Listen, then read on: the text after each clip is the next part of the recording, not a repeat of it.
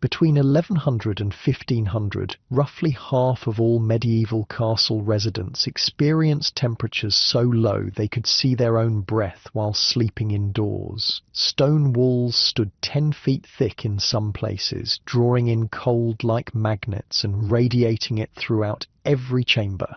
While we complain when our heating dips below 68 degrees, these people faced freezing to death in their own beds without a single thermostat in sight. How did anyone survive sleeping in what were essentially refrigerated stone boxes? Here's what it was really like to battle the deadly cold inside medieval castles each night. Before we start though, if you fall asleep to these regularly, hit like or subscribe. I'm always curious where everyone's listening from, so comment your location and what time it is. It's wild to think some of you might be having breakfast in Tokyo, while others are drifting off to sleep in Chicago. Alright, let's head back to medieval Europe. Trust me, it's going to be quite a ride. But first, get comfortable. Seriously, adjust those pillows, pull up that blanket, because where we're going, you're gonna want to be cozy. Your eyes open to darkness. For a second, you're disoriented. Where are you? Then it hits you. The year is 1320, and you're waking up in a stone chamber of Warwick Castle in England. The first thing that registers isn't sight, it's cold. A cold so deep it feels like it's coming from inside your bones. The frigid air burns your lungs with each breath. You can actually see that breath hanging in the air like morning fog. This isn't some minor inconvenience. This is the kind of cold that kills people. God's teeth, it's freezing, mutters the servant, trying to rekindle the fire that died hours ago. His fingers are stiff, barely able to strike the flint. Unlike your comfortable bed right now, where the worst thing you might face is a slightly chilly bathroom floor in the morning, this cold is your constant enemy. Stone. That's the problem. The same material that made castles great for defence made them absolutely terrible for staying warm. And we're not talking about thin stone walls either.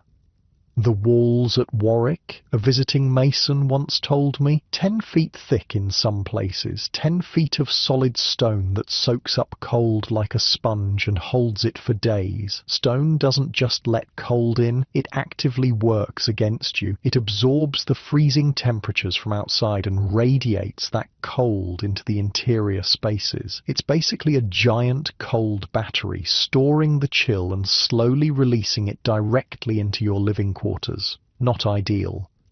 You sit up in bed, wincing as your bare feet touch the stone floor. It's like stepping onto ice. Not a great start to your medieval morning, and it's about to get worse because someone's pounding on the door. My lord the Eastern Wall Guard reports riders approaching.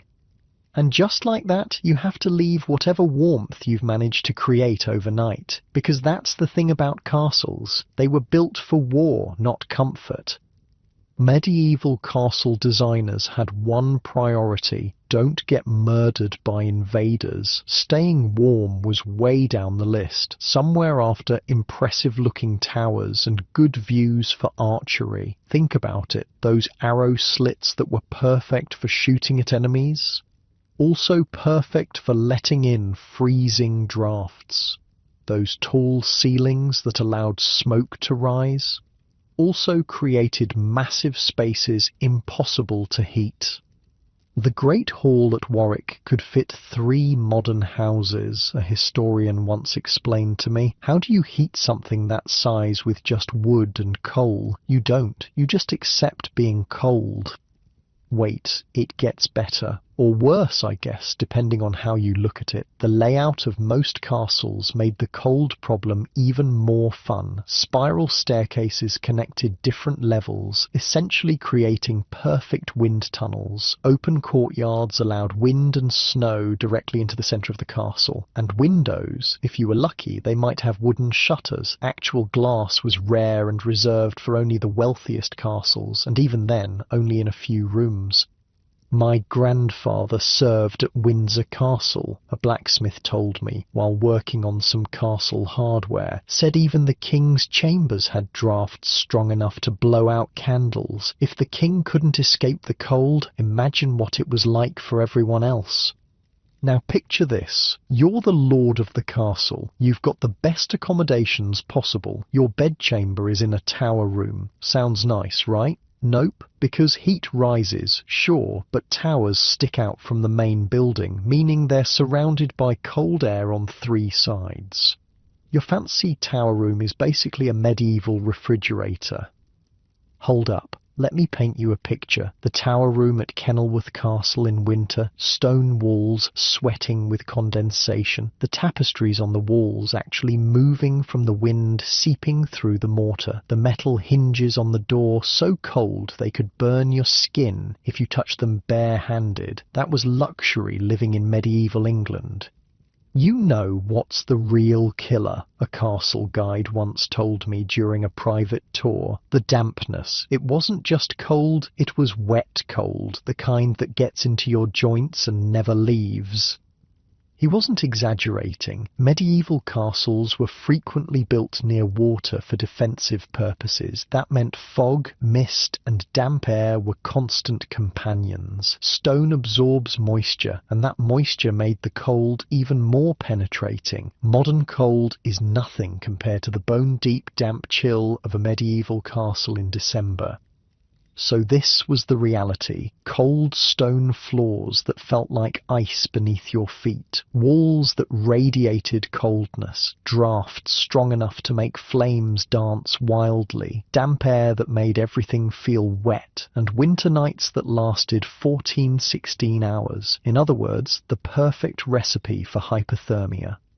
"You're wondering how anyone survived, right?" said an elderly docent at Bodiam Castle who'd been studying medieval life for decades. That's what everyone asks, and honestly, not everyone did. Winter deaths were common. The cold took the very young and the very old first.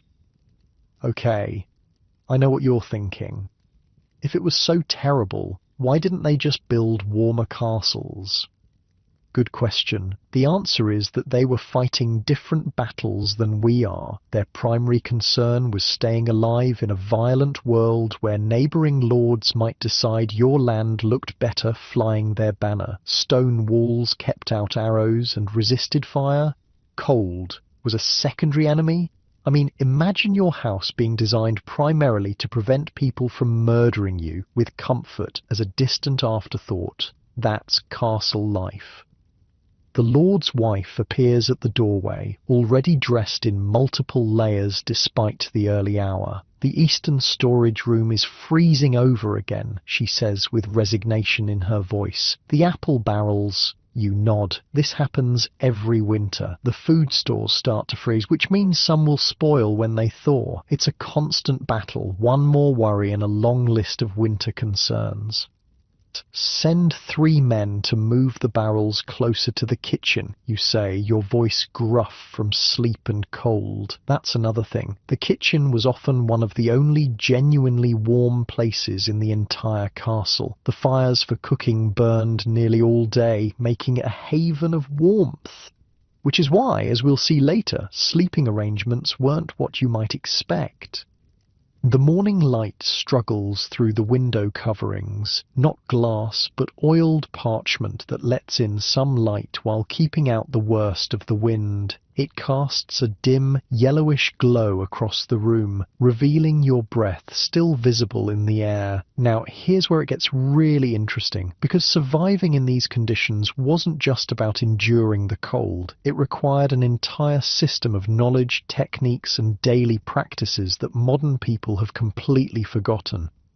Medieval people weren't stupid, a professor of medieval studies once told me. They were resourceful as hell. They had to be, or they'd die. And he was right. The men and women who lived in these frozen stone fortresses developed remarkably effective strategies for staying alive. Strategies that differed dramatically depending on your status in the castle hierarchy.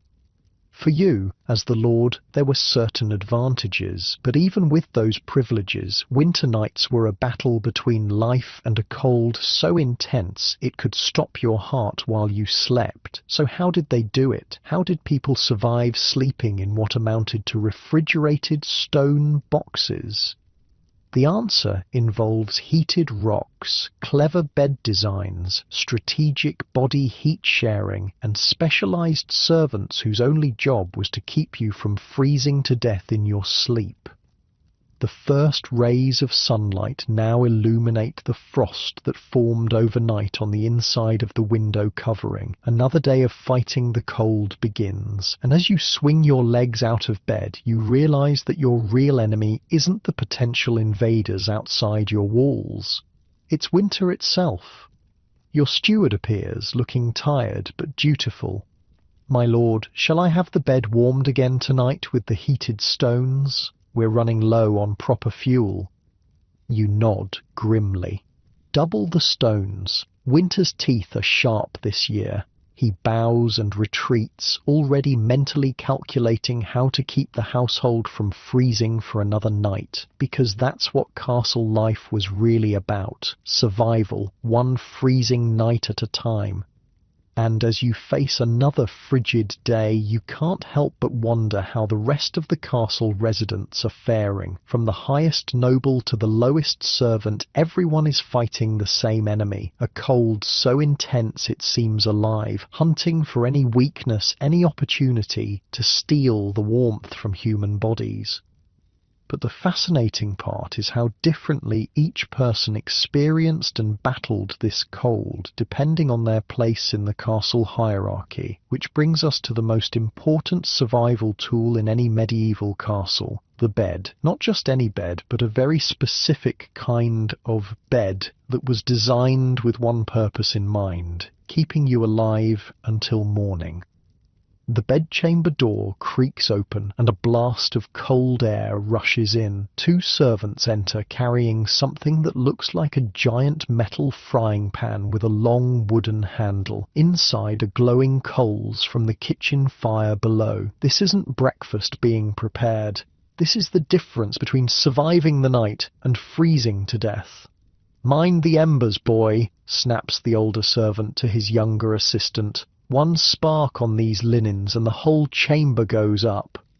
And he's right. The warming pan they're carefully sliding between the bed sheets is essentially a fire hazard on a stick, but in a medieval castle, this dangerous tool was considered essential technology. Welcome to the medieval bedroom, perhaps the most sophisticated survival system in the entire castle. Everything about it, from its design to its materials, was engineered for one purpose: keeping human bodies warm enough to wake up alive the next morning. The four-poster bed wasn't created because it looked fancy. It was a medieval life support system. "See those curtains?" the castle steward explains, pointing to the thick fabric hanging from the bed frame. "Those aren't for privacy, they're for survival."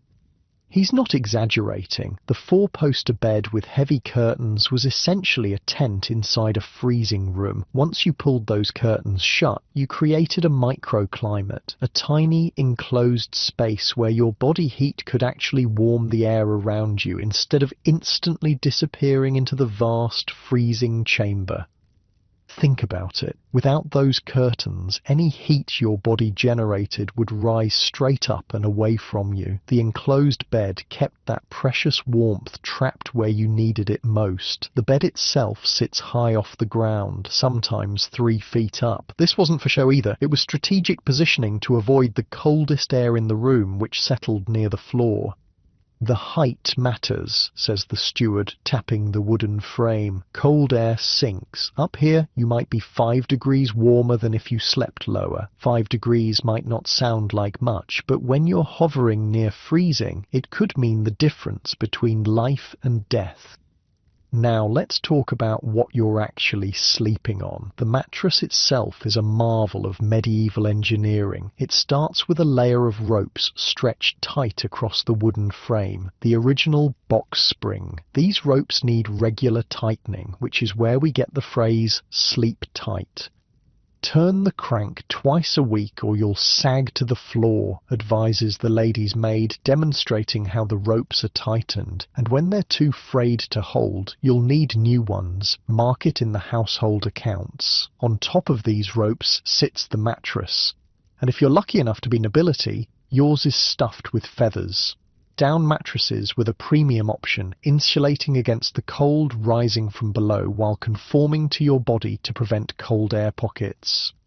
The feather bed cost more than a year's wages for a labourer, the steward says with pride, gathered from geese across 3 counties. Beneath you would be a linen sheet, possibly, but unlike modern bedding, you wouldn't have a sheet on top of you. Instead, you'd have wool blankets, lots of them, and possibly furs if you were wealthy enough. Sheepskins with the wool still on, explains the lady's maid. Layer them wool side down toward your body for the most warmth. And speaking of layers, let's discuss the pre-bedtime ritual that's currently underway in your chamber. The servants are moving methodically, preparing your bed with the precision of modern surgeons. First, they're using that warming pan, sliding it between the layers of bedding to remove the worst of the dampness and chill. They'll do this for nearly half an hour, moving the pan continuously to prevent scorching the linens. Check for dampness here, the head servant instructs, pointing to the middle of the mattress. If it feels wet at all, keep warming. Nothing will kill you faster than a damp bed in winter. He's right. Dampness was the silent killer in medieval castles. The stone walls sweated condensation in changing temperatures, creating a perpetual dampness that could penetrate bedding. A damp bed in freezing temperatures was potentially lethal. While the warming pan does its work, other preparations continue. Hot stones wrapped in cloth are being placed at the foot of the bed. These aren't the smooth river rocks you might imagine. They're specially selected stones from the kitchen fires, often made of soapstone or granite that retains heat exceptionally well. These will stay warm till morning, says a servant, placing one carefully at the foot of the bed. Mind your feet, though. They've burned many a toe. Wait, there's more. A small brazier of coals might be positioned near, but not too near, the bed, providing ambient heat for the room. In the most luxurious castles, this brazier might burn special woods or even exotic incense to mask the ever-present smell of smoke and dampness. Apple wood burns clean, notes the steward, but oak lasts longer. Your father preferred oak. Oh, and we can't forget the foot warmer, a small wooden box with a perforated lid and handles, inside which hot coals would be placed. This would be positioned under the covers at the foot of the bed, creating a warm spot for cold feet. The Countess of Warwick lost 2 toes to the cold last winter, whispers one servant to another. Turned black, they did. The physician cut them right off.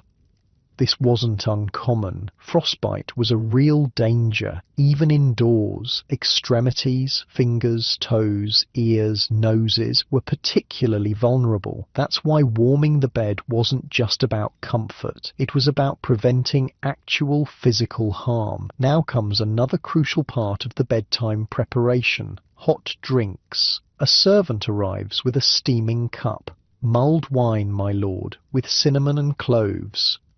This wasn't just a pleasant nightcap. Alcohol dilates blood vessels, creating a sensation of warmth, though actually cooling you faster in the long run, something medieval people didn't understand. The spices were believed to have warming properties according to medieval medicine. Whether scientifically valid or not, the psychological comfort of something hot before bed shouldn't be underestimated.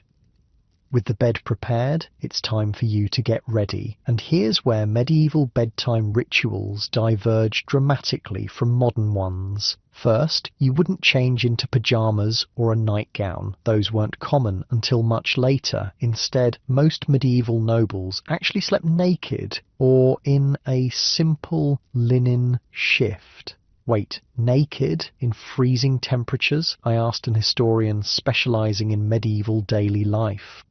Counterintuitive, isn't it? She replied, but it makes sense when you consider the full system. Skin-to-skin contact was warmer when sharing a bed, and clothes could trap dampness against the body, which was dangerous. Speaking of sharing, beds were rarely occupied by just one person. Even the lord and lady of the castle would likely sleep together, not just for marital reasons, but for vital warmth. In particularly cold weather, a trusted servant might even sleep at the foot of the noble's bed, adding another source of body heat. The Duchess of Norfolk had 3 ladies sleep in her bed during the winter of 1408, explains the historian, one at her feet and one on either side. It was considered an honour, not an imposition. Body heat was a resource in medieval winters, too valuable to waste on private sleeping arrangements. Now, with the bed warmed, the hot stones in place, and the curtains ready to be drawn, there's one more crucial element to medieval bedroom survival: the nightcap. And I don't mean the drink.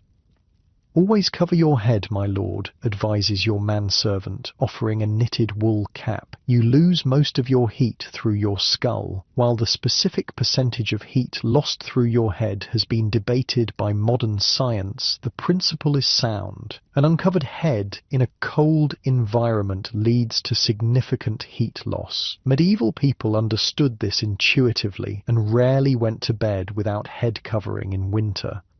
As you settle into bed, the servants draw the heavy curtains around you, enclosing you in your fabric cocoon. The transformation is immediate and remarkable. Inside this enclosed space, it's noticeably warmer already as your body heat begins to warm the small air pocket, rather than being lost to the vast, freezing room.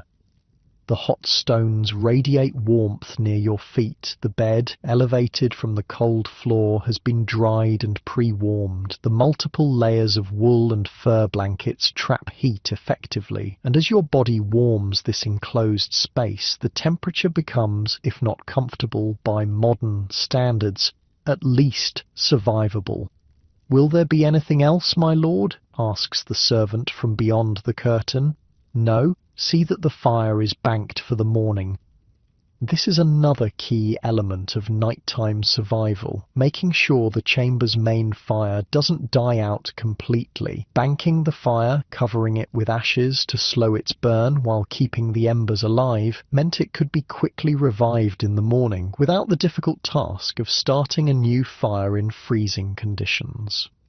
As the servants leave, taking the candles with them, another fire hazard and expensive to boot, you're left in near-total darkness, enclosed in your fabric survival pod. The only sounds are the wind howling outside, the occasional pop from the dying fire, and perhaps the scurrying of mice in the walls. Sleep was different then, a sleep historian once told me. People often woke in the middle of the night for an hour or two before returning to sleep. They called it first sleep and second sleep, and the waking period between was considered normal. This biphasic sleep pattern might have had survival value in freezing castles, allowing people to check fires, add warming stones, or simply move around to generate body heat before returning to bed for the second sleep cycle. Inside your curtained bed you might be relatively protected, but what about everyone else in the castle? The survival strategies varied dramatically depending on one's station, and so did the chances of actually surviving the night. Take the lady's maid sleeping on a trundle bed, a low frame on wheels that could be pushed under the main bed during the day. She's benefiting from the room's fire, but has no bed curtains of her own. Instead, she layers every piece of clothing she owns, and perhaps sleeps with a warming stone at her feet if she's fortunate. "We fought over the sleeping spots," an elderly woman who had worked as a castle servant in her youth told a Victorian historian. Closest to the kitchen wall was best. The ovens kept it warm all night. But even with these preparations, the cold was relentless. Medieval writings are filled with accounts of the suffering caused by winter nights in stone castles. In the Chronicle of Jocelyn of Brakelond, a 12th century monk, he describes visiting a castle where the cold was so severe that it caused the wine to freeze in the cups and the water in the washing bowls to turn to ice even near the fire. Imagine drinking from a cup and finding the wine freezing to the rim. That was reality. When morning finally arrives, the temperature in the castle is often at its lowest. The fires have died down through the night, and the stone has been cooling for hours. This is the most dangerous time, when the body's core temperature is naturally at its lowest. The first servant to enter your chamber brings news along with the morning fire. Old Walter didn't wake this morning, my lord. Found stiff in the guard-room. Deaths from cold, hypothermia as we now call it, were common enough in medieval winters to barely warrant mention. The old, the very young, the ill, they were particularly vulnerable, but even healthy adults could succumb if their nighttime survival systems failed. The four-poster bed with its tactical design was literally a life-saving technology, not a luxury. The warming pan with its hot coals was essential medical equipment. The layers of wool and fur were survival gear. As you emerge from your curtained sleeping fortress into the biting cold of the chamber, you're once again reminded that survival, not comfort, was the primary goal of medieval bedroom design. "Ready your warmest garments, my lord," advises your manservant. "The messenger says snow is falling heavily." While you may have survived the night in your carefully prepared bed, many in the castle weren't so fortunate, and today will bring its own challenges as the medieval battle against the cold continues. But the most fascinating aspect of this struggle isn't found in the Lord's chamber with its relative luxuries. To truly understand the ingenuity and resilience of medieval castle dwellers, we need to look at how the majority of the household, the servants, managed to survive their nightly battle with the deadly cold. Their strategies were different but no less clever, and in some ways more effective than those employed by their noble masters. Servants couldn't rely on expensive four-poster beds or personal warming pans, so they developed their own systems, often based on the principle that human warmth was the most reliable heat source of all. "Servants slept like pups in a litter," described one medieval household account. "Huddled together for warmth, 10 or 12 to a chamber." This communal approach to fighting the cold revealed an understanding that survival wasn't an individual achievement but a group effort, and nowhere was this more evident than in the servants' sleeping arrangements, which we'll explore next. As your manservant helps you dress for the day, layering woolen garments to trap heat close to your body, you hear the bustling of the castle coming to life. The bread ovens are being stoked in the kitchen, creating precious heat that the kitchen servants would have huddled near all night. The great hall below is being prepared for the day's activities, with fresh rushes laid on the floor to provide minimal insulation from the stone, and somewhere a gravedigger is breaking through the frozen ground to make room for old Walter, another victim of the medieval winter. In this environment, your bed wasn't just furniture, it was your nightly refuge in a world where the cold was actively trying to kill you, and for the servants of the castle, without access to such luxuries, survival required even more creative solutions. The kitchen at night was a different world. While the lord and lady retreated to their curtained four-poster beds with heated stones and warmed linens, the castle's servants faced their own battle against the killing cold. Their weapons, proximity, ingenuity, and each other. "Best spots behind the bread ovens," whispers Meg, a kitchen maid of 12 years, to the new boy who arrived last week. "Stone stays warm till morning, worth the extra mice." She's not wrong. The massive bread ovens built into the kitchen walls absorbed heat throughout the day of baking and radiated it slowly all night. The stone wall backing these ovens was prime sleeping territory, fought over through subtle servant hierarchies and quiet alliances.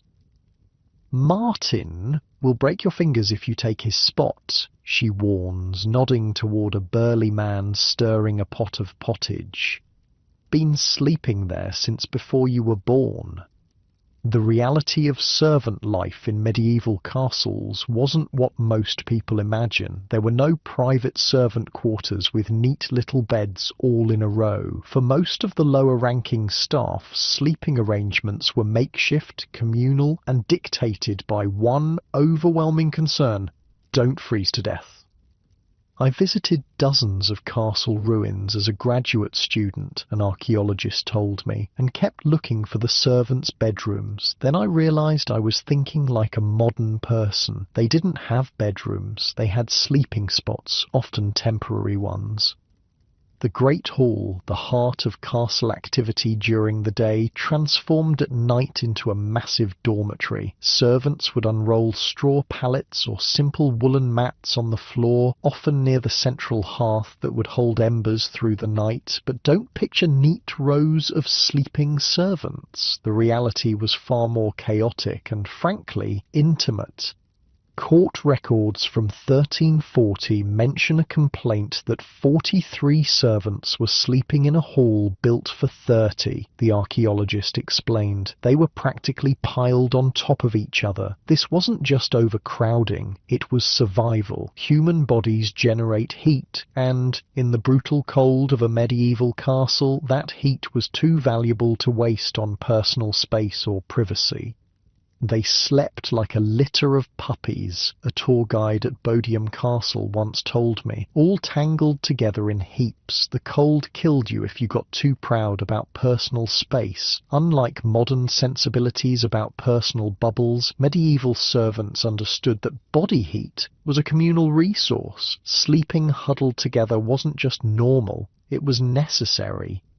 "We'd sleep 10 or 12 in a cluster," recalled an elderly woman interviewed in the 1920s, whose grandmother had been a castle servant. Head to foot, foot to head, all in a tangle, the younger ones in the middle, where it stayed warmest. This practice of group sleeping for warmth even had its own terminology. The Latin phrase dormire acervitim, literally to sleep in a heap, appears in medieval household accounts, acknowledging the practice as standard.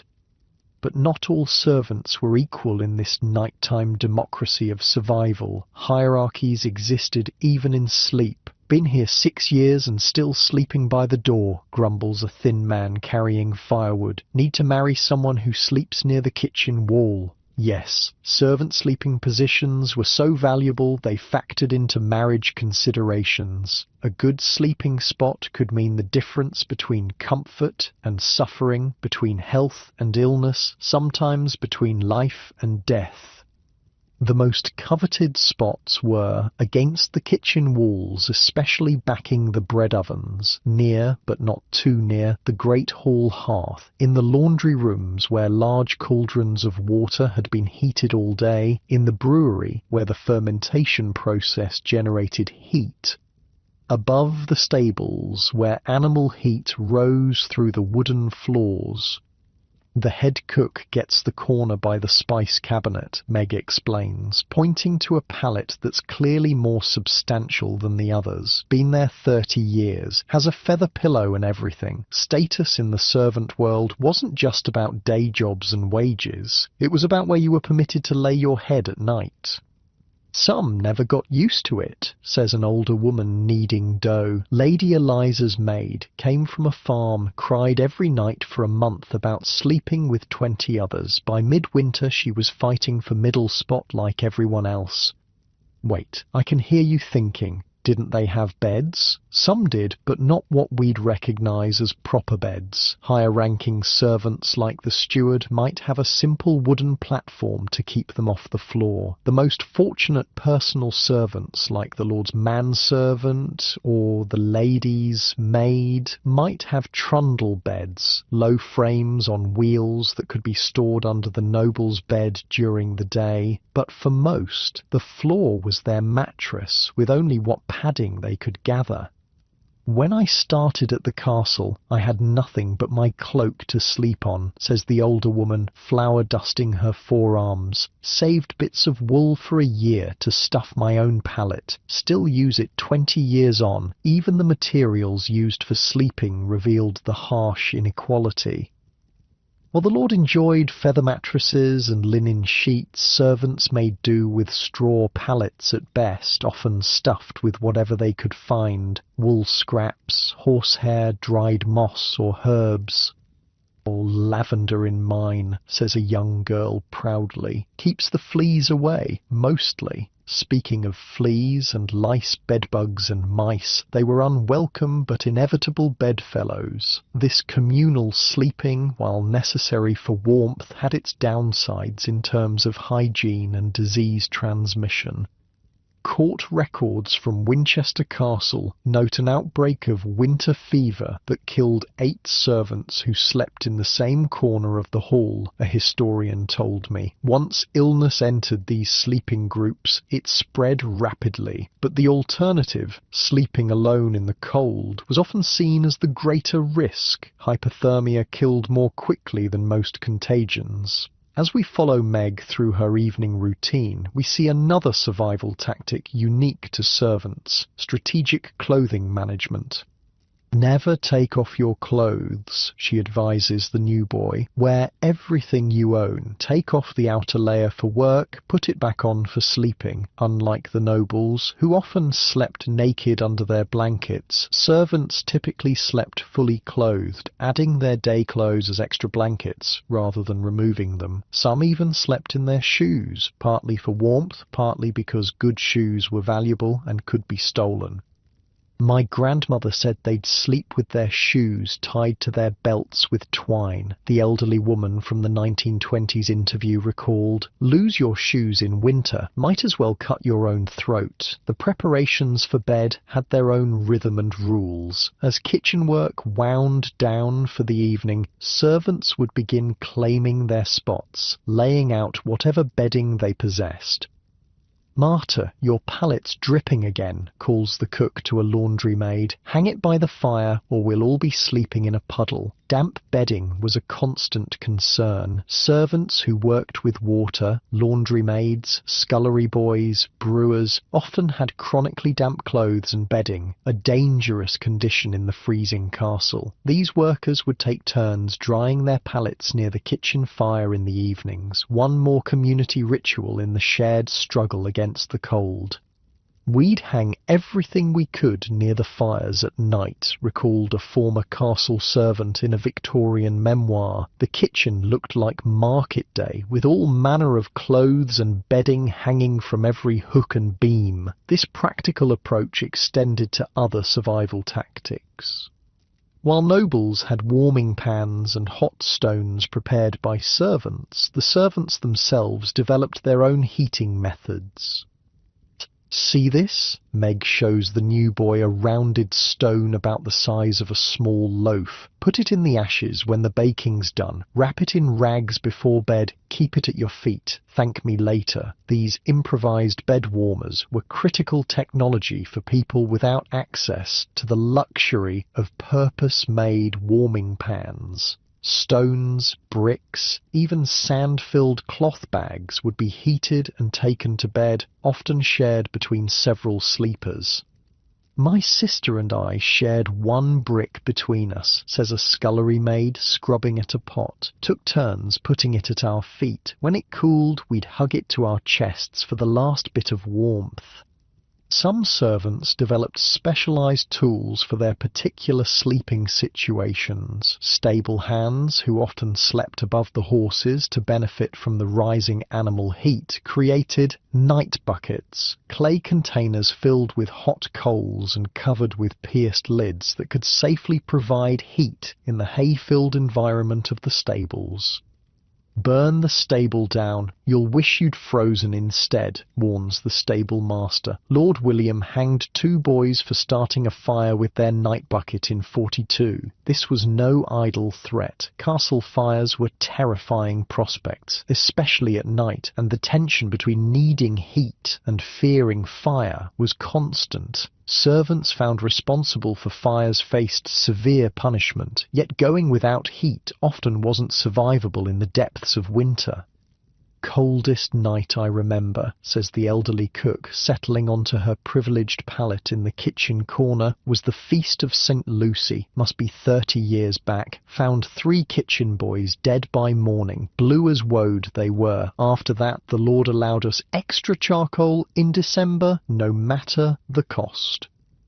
Death from cold was common enough that most castle servants had witnessed it firsthand. It shaped their behaviour, their social structures, and their nightly routines in ways modern people can barely comprehend. We think of hypothermia as something that happens to mountaineers or people lost in blizzards, a medical historian explained to me. For medieval castle dwellers, it was an indoor hazard, like us worrying about electrical fires or carbon monoxide.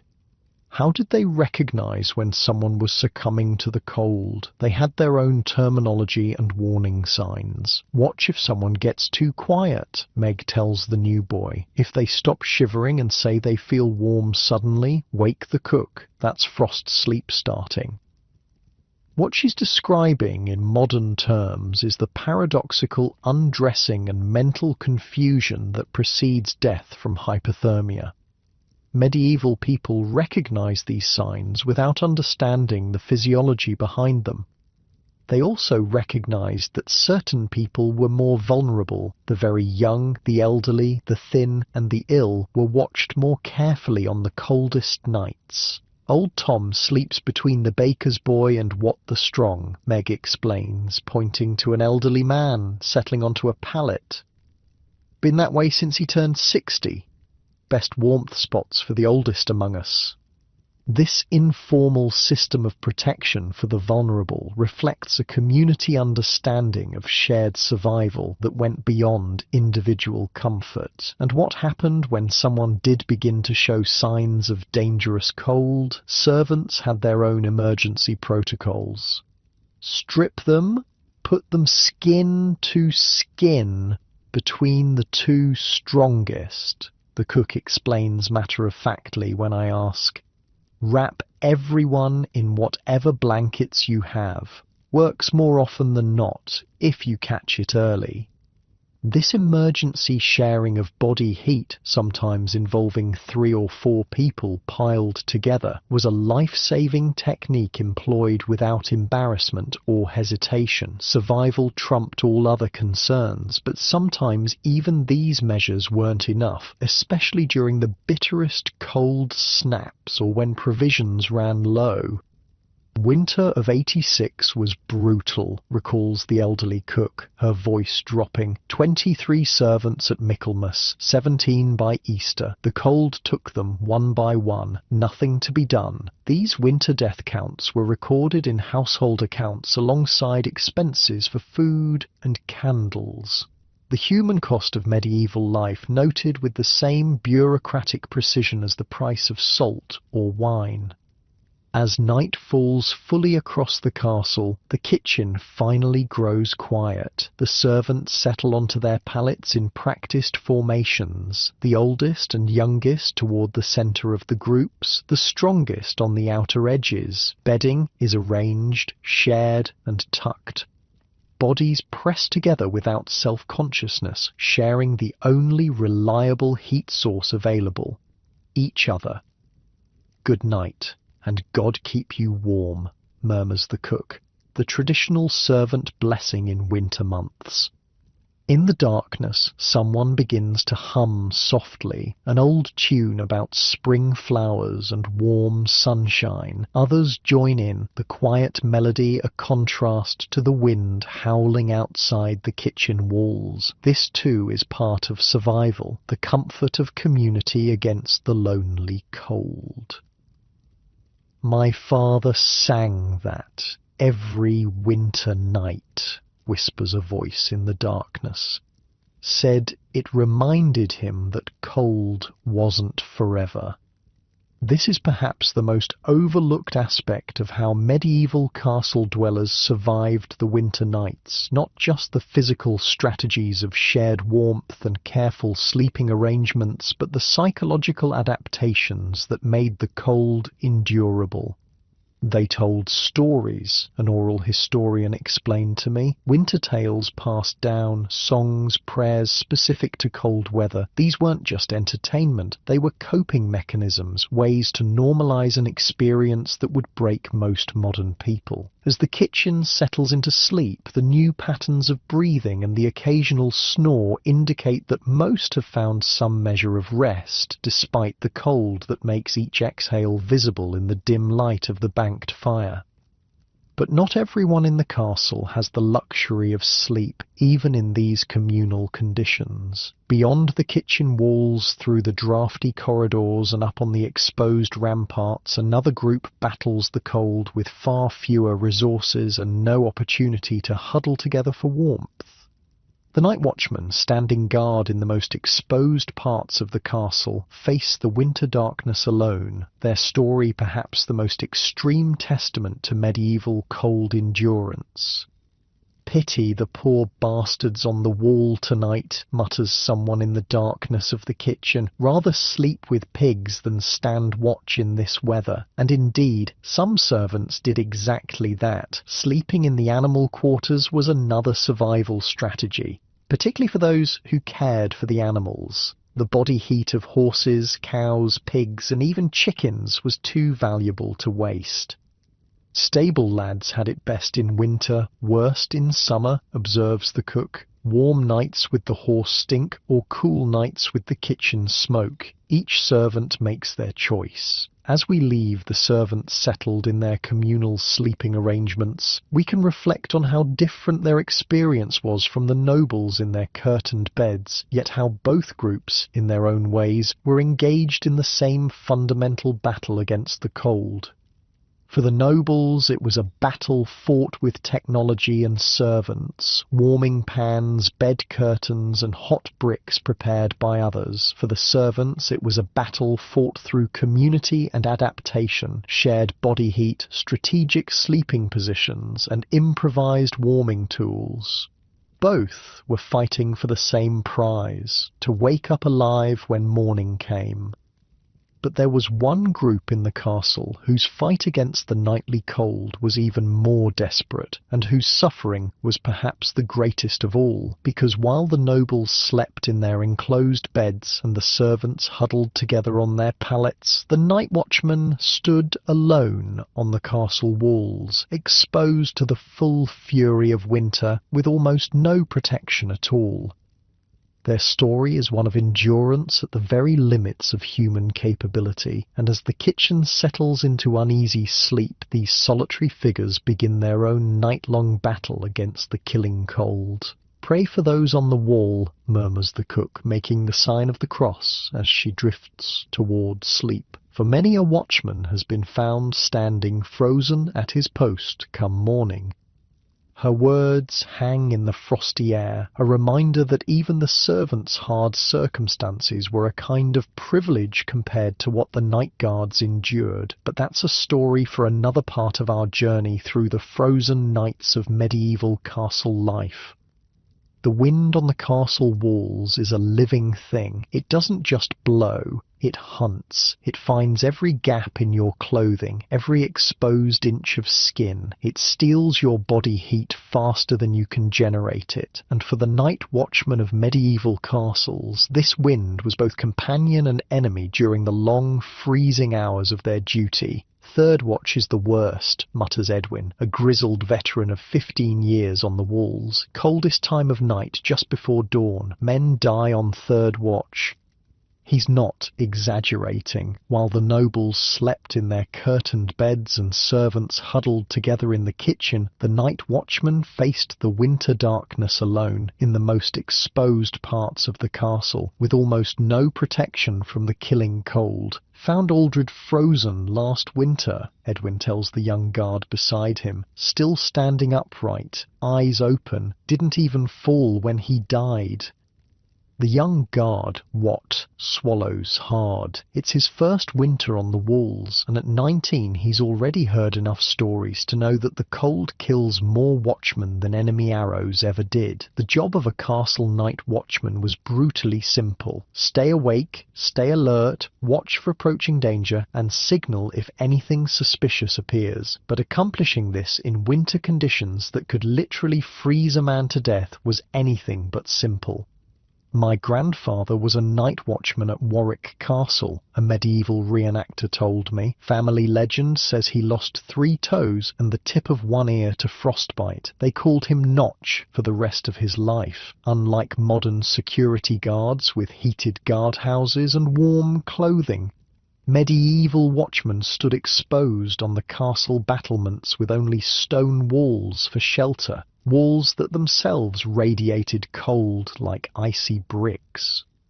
The stone steals your warmth, Edwin explains, stamping his feet on the walkway. Stand still too long and you'll never move again. He demonstrates the watchman's walk, a constant movement, shifting weight from foot to foot, occasionally swinging arms against the body. This wasn't just restlessness, it was survival. Keeping blood flowing to the extremities was essential to prevent frostbite. Never stop moving, he instructs Watt. Even if you're tired, even if your legs ache, movement keeps you alive. The night watch typically operated in shifts. Most castles divided the night into 3 or 4 watches, with different men assigned to each. A watch could last anywhere from 2 to 4 hours, brief enough to be survivable in theory, long enough to be potentially deadly in practice. 4 hours in summer, 2 in winter, says Edwin. Lord's mercy, that. Used to be 4 hours year-round till 3 men died in 1 month. But the shift system itself created dangers. The transition between watches was a vulnerable time for the castle's security, and sleeping guards were difficult to wake in freezing conditions. Some never wake, Edwin says grimly. Fall asleep on watch in this weather, you might not get up again. Cold sleep becomes death sleep. The clothing of a night watchman was his primary defence against the cold, but it was far from adequate by modern standards. Let's look at what Edwin and Watt are wearing on this freezing night. First, linen undergarments covering the body from neck to ankle. Over that, 1 or 2 woolen tunics, the outer one perhaps lined with fur if the guard was fortunate. Woolen leggings and thick hose. Leather boots stuffed with straw for insulation. A woolen cloak possibly lined with sheepskin. Woolen cap pulled down over the ears. Leather gloves if available. Many made do with cloth mittens or nothing at all. Gloves are for rich men, Edwin says, showing his bare, reddened hands. Can't feel the bell rope with gloves, can't feel the sword hilt. Medieval guards were caught in a deadly paradox. They needed maximum protection from the cold, but also needed to maintain combat readiness and manual dexterity for signalling. It was an impossible balance, and their hands and feet usually suffered for it. The trick is, look at your fingers every quarter hour, Edwin demonstrates, holding his hands up to the meagre light of a sheltered torch. If you can't feel them but they're still red, that's good. White patches mean trouble. Black means you'll lose them. This practical knowledge of frostbite symptoms was passed down from veteran guards to newcomers, vital survival information in an age without medical textbooks. But clothing alone wasn't enough. Guards developed additional strategies to survive the killing cold of their night watches. See this? Edwin pulls a small leather flask from inside his tunic. Pepper ale. Burns the throat, warms the belly, doesn't dull the senses like wine. Various warming drinks were common among night watchmen. Unlike the nobles with their spiced wine, guards needed beverages that would warm without intoxicating. Hot ale mixed with pepper, ginger, or mustard seeds was common. Some guards swore by a mixture of hot water, vinegar, and honey. The steward gives each man a flask at the start of watch, Edwin explains. Empty when you report for duty, you'll be flogged. Keeps us from drinking it all at once. These warming drinks weren't just for comfort, they were survival tools. The brief internal warmth they provided could make the difference between maintaining vigilance and succumbing to the cold-induced drowsiness that often preceded death. Another survival tool was the watchfire. Though these were controversial, small braziers or firepots were sometimes allowed at strategic points along the battlements, but they came with serious drawbacks.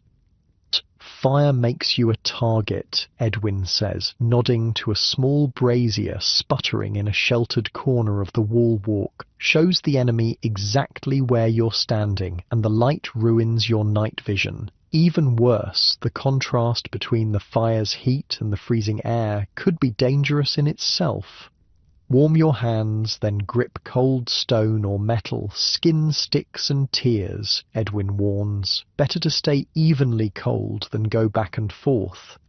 Despite these risks, watchfires were sometimes the only thing keeping guards alive during the bitterest nights. Castle records from medieval England include regular expenditures for watchman's coal during winter months, suggesting that the security risk was deemed worth taking. Lord William allows 3 braziers on the east wall from Martinmas to Candlemas, Edwin says. No more. Says we'd burn the castle down if he gave us more. Beyond these official provisions, night watchmen developed their own ingenious methods for generating heat. Small heated stones carried in pockets, bags of oats heated before watch and tucked inside clothing, even bags of hot sand that would conform to the body and release heat slowly. Some men piss in their boots, Edwin confides with a grimace. Warm for a moment, misery after. I don't recommend it. This desperate measure speaks to the extreme conditions these men endured. Unlike the servants who could share body heat or the nobles with their bed warmers, night watchmen faced the cold in essential isolation, even when multiple guards were on duty together. Can't huddle together on watch, Edwin explains. Need to face different directions, cover all approaches, cold winds when men bunch up. The practical requirements of their duty prevented the most effective cold-fighting strategy available to other castle dwellers, communal body heat. This isolation made their struggle against the cold particularly acute. My feet haven't been truly warm from November to March in 15 years, Edwin says matter-of-factly. You get used to it, or you die. The casual way he refers to death reveals much about the watchman's relationship with mortality. Records from various medieval castles suggest that death on night watch was common enough to be an expected occupational hazard, particularly among the elderly or infirm assigned to guard duty.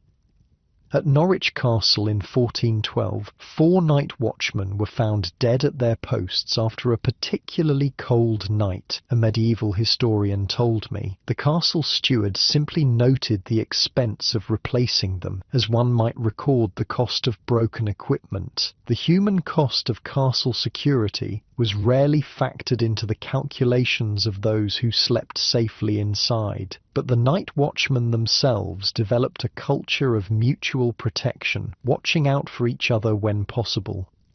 Check on the old ones, Edwin tells Watt. Thomas on the North Tower is 60 if he's a day. Look for him every half hour. If he's sitting, wake him. Sitting is dying in this cold. The most vulnerable were supposed to be excused from winter night duty, but reality often differed from policy. Old soldiers, those who had served the Lord for decades, frequently found themselves assigned to the walls regardless of their fitness for the task.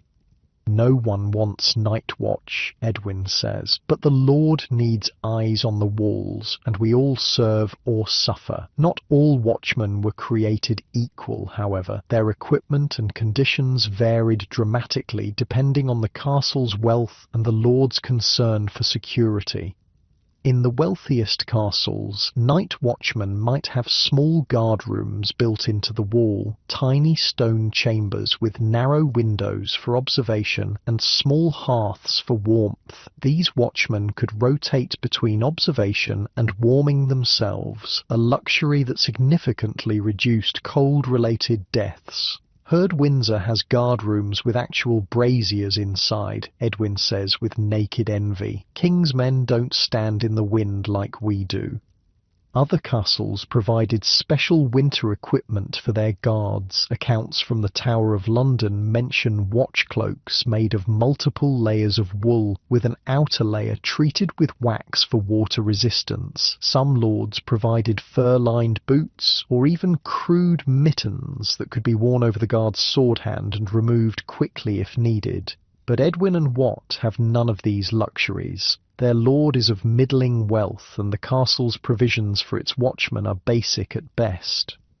"Take this," Edwin says, handing Wat a flat stone about the size of a small loaf of bread. "Keep it inside your tunic, against your belly. Won't stay warm long, but better than nothing." The stone had been sitting near a brazier and radiates a modest heat. This small comfort carried close to the core of the body might make a life or death difference during the long hours ahead.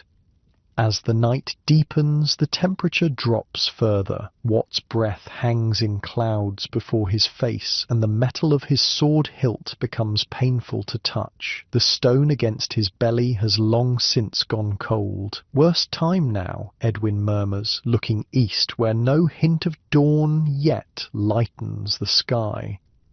Bodies at its lowest. Suns far away. Dead time.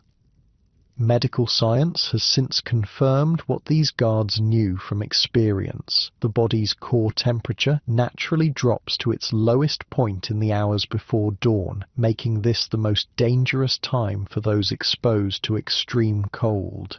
"Men die in the third watch," Edwin repeats his earlier warning. "Stay awake, keep moving." To combat the deadly drowsiness that cold induces, watchmen developed various techniques. Some carried small pouches of pungent herbs, rosemary, mint, or even crushed garlic, to sniff when alertness waned. Others pinched themselves regularly or pricked their hands with knife points to stay conscious. "When your mind starts to wander, bite your tongue," Edwin advises. "Pain keeps death away." Perhaps the most effective strategy was conversation. Guards would talk constantly when conditions were at their worst, asking each other questions that required responses, telling stories that needed reactions. "Tell me about your village," Edwin commands Wat. "Every detail. The baker's name. The colour of the tavern door." This wasn't just passing time, it was monitoring each other's mental state. Slurred speech or confusion could be early signs of dangerous cold exposure, what modern medicine calls hypothermia, but medieval guards simply called frost taken. "If I stop making sense," Edwin says, "slap me hard and call for the next watch early. Rather face the steward's anger than the death chill." The camaraderie between watchmen was built on this mutual dependence for survival. Despite different ages and backgrounds, they formed bonds forged in the shared struggle against the cold. "My cousin was a night watchman at Kenilworth," the medieval reenactor told me. "He said they had a saying: summer friends are many, winter watchmen are few, but true." Those who survived multiple winters on the walls developed a kind of pride in their endurance, wearing their suffering as a badge of honour. "City guards have it easy," Edwin sniffs dismissively. "Inn to inn, always near a tavern fire. Castle watchmen are the real men." This professional pride helped sustain them through the brutal conditions, creating meaning in their suffering. But it didn't make the cold any less deadly. As the hours crawl by, Watt begins to experience what all night watchmen dreaded, the seductive pull of cold-induced sleep. His eyelids grow heavy, his thoughts sluggish. The cold no longer feels so bitter. In fact, he feels almost warm now. Watt, Edwin's sharp voice and a stinging slap bring him back. Your eyes were closing. Talk to me. Count the stars if you have to. What Watt was experiencing was the dangerous euphoria that often precedes freezing to death, the body's final surrender to the cold. Edwin recognized the signs because he had seen them before in men who never woke again. The danger isn't feeling cold, Edwin explains urgently. It's when you stop feeling cold. When the shivers stop and warmth seems to come from nowhere, that's death approaching. This practical knowledge of hypothermia symptoms, gained through brutal experience rather than medical training, was vital survival information passed from veteran to novice. The psychological challenges of night watch were as formidable as the physical ones. Isolation, darkness, and the constant discomfort created a mental battlefield that claimed many victims. Mind plays tricks in the cold dark, Edwin says, squinting at a distant shadow. See things that aren't there, hear voices in the wind. Cold-induced hallucinations were common enough to have their own terminology among medieval guards, frost visions or winter's whispers. The challenge was distinguishing between dangerous delusions and real threats. If you're not sure, ring the small bell, Edwin instructs, pointing to a bell mounted near their position. Brings the sergeant, but not the whole castle. Better a false alarm than a missed warning. The castle's security system had evolved to account for the effects of cold on its human components, building in redundancies and check systems to compensate for the guards' compromised reliability in extreme conditions. As the night inches toward dawn, Watt and Edwin complete their watch without further incidents. Their replacements arrive, stamping and blowing into cupped hands, their expressions grim as they prepare for their own battle with the cold. Made it through another, Edwin says with gruff satisfaction as they descend the stone stairs toward the relative warmth of the castle interior. Another night cheated the Reaper. This was how success was measured on the winter watch, not by enemies spotted or alerts raised, but simply by survival until the changing of the guard. Inside, they head directly to the kitchen, where the earliest servants are already starting the day's fires. The watchmen are given a privilege earned through their suffering. First claim to the kitchen hearth. Stand back. Give them room, orders the head cook, shooing away others as Edwin and Watt approach the growing fire. Nightmen get the flames first. This tradition, giving night watchmen priority access to morning warmth, was common in many castles. It acknowledged the extreme conditions these men endured and provided a reward for their service. But the warming process itself was dangerous. Frostbitten extremities could be damaged further by sudden heat, and the pain of circulation returning to half-frozen limbs was excruciating. Don't put your hands or feet too close, Edwin warns, demonstrating how to rotate before the fire, warming gradually. Quick heat cripples. Seen men lose fingers that survived the cold only to be ruined by the fire. As they slowly warm, Edwin inspects Watt's hands and face for signs of frostbite. Finding none, he nods with approval. "You'll do," he says simply. "Rest now. We go back at sunset." And that was the final cruel reality of the night watchman's existence. The brief respite of daylight hours would pass all too quickly, and darkness would bring another battle with the cold. Night after night, week after week, through the long months of winter. This cycle of endurance shaped these men in ways that's hard for us to imagine today. Their bodies adapted, developing greater cold tolerance, changing circulation patterns to protect core temperature at the expense of extremities. Their minds adapted too, learning to function through discomfort that would incapacitate most modern people. People ask if I'm afraid of the dark, an elderly security guard who worked winter nights once told me. I laugh. Darkness isn't the enemy. Cold is. Cold kills silently, patiently. Cold never gives up. Edwin would have understood this sentiment perfectly, as would the countless unnamed night watchmen who stood their posts through medieval winters, fighting not just external enemies, but the more immediate threat of the freezing darkness itself. As Watt collapses onto his pallet in the guard's quarters, too exhausted even to remove his boots, he knows he's passed a test of sorts. He survived his first deep winter night on the walls, but winter is long and many nights remain before spring brings relief.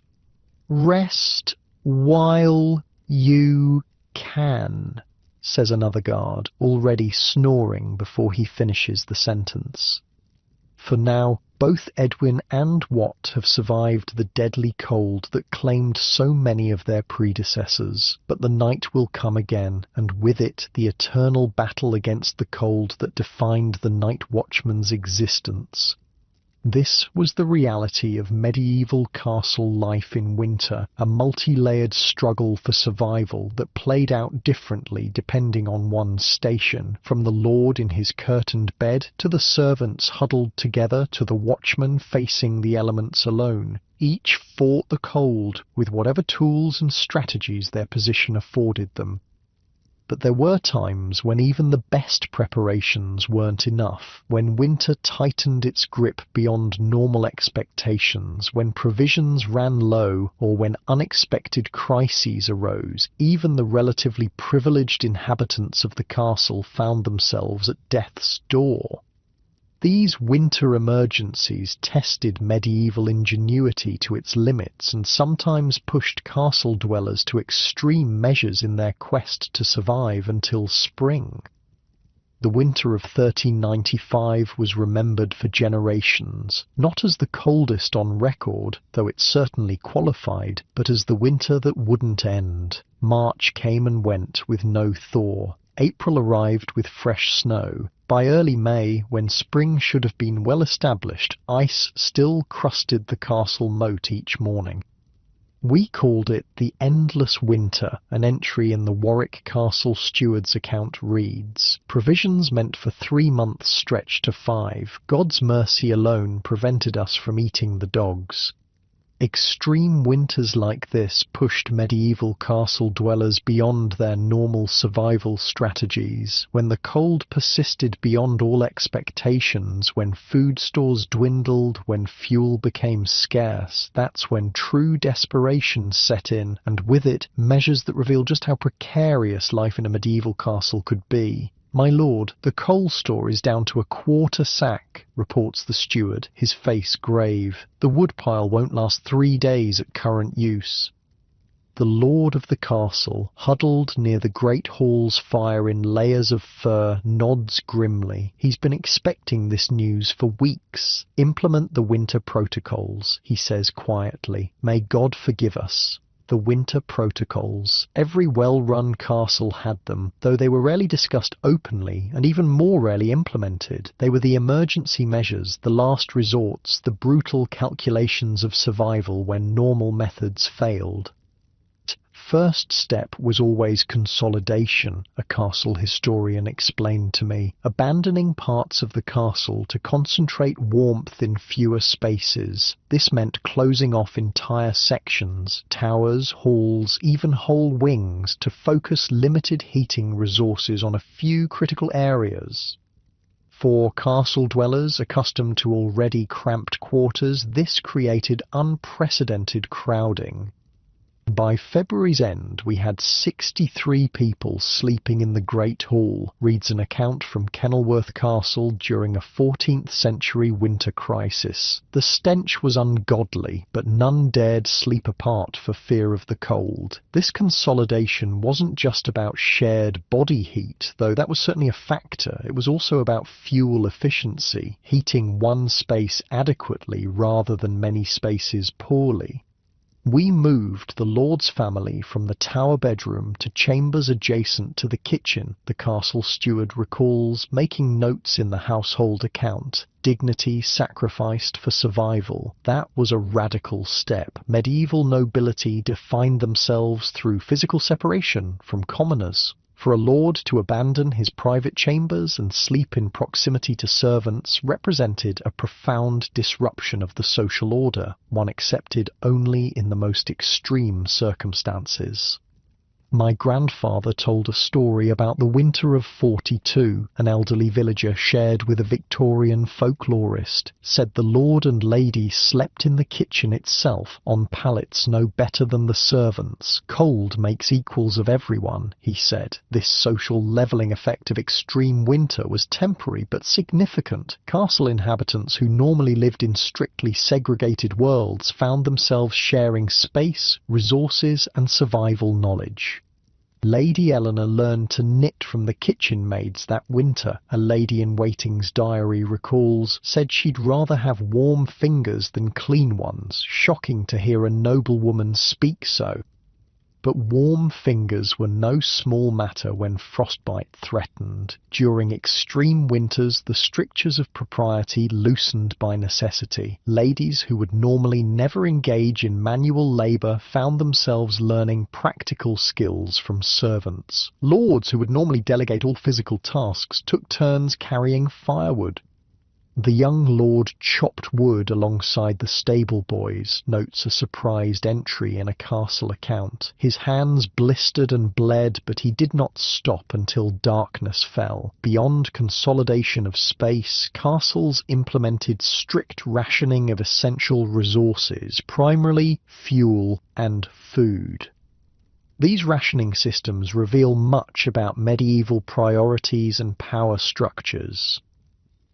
Fuel was allocated by rank, but with minimums for all, explained a historian specializing in medieval household management. Even in the most desperate times, castle administrators understood that letting servants freeze to death was ultimately self-defeating. The rationing system typically looked something like this. The lord's family received enough fuel to maintain one fire in their consolidated living space. Essential staff, the steward, key knights, the marshal, received fuel for a small brazier in their sleeping quarters. Common servants received no individual allocation, but benefited from the kitchen fires and consolidated sleeping arrangements. Night watchmen received a slightly increased allocation for braziers on the walls, acknowledging the extreme conditions they faced.